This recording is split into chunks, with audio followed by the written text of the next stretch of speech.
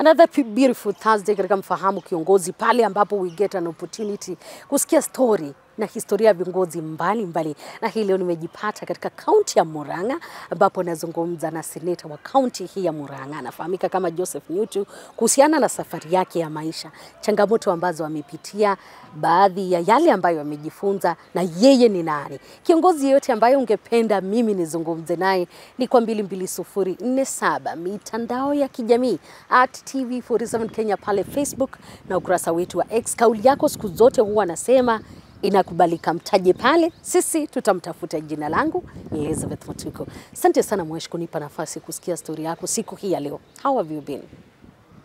Asante Liz, wewe na watu wako pia kwa kunipa fursa hii na mimi niseme moja mawili kuhusu maisha yangu.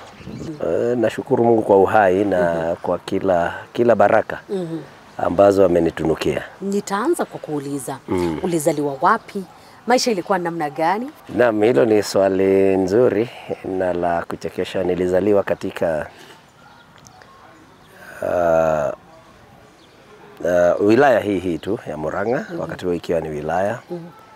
Nikazaliwa katika hospitali ya Kigumo, maarufu kama Kigumo Health Center. Hiyo ni katika Kigumo constituency. Lakini nyumbani mwetu ni mpakani mwa sehemu ya wakilishi bunge ya Kigumo na Maragwa. Na kwa hivyo nilizaliwa pale, nikalelewa kijijini huko. Kijiji changu kinaitwa Githuya, kule nililelewa. Nikaenda katika shule ya chekechea. Nikaenda pale mahali panaitwa Ichagaki pale. Palikuwa na shule ya chekechea iliyokuwa ikiendeshwa na kanisa la Kikatoliki. Manake pale Ichagaki kuna parokia ya Kikatoliki. Na nililelewa katika kanisa hilo la Katoliki. Baada ya shule ya chekechea, siku zile tukisoma mwaka mmoja, nikajiunga na shule ya msingi ya Njora Primary School. Hiyo iko katika wodi ya Muthithi. Vile vile katika sehemu ya wakilishi mbunge ya Kigumo. Baada ya hapo tena nikaitwa katika shule ya upili ya Ichagaki tena.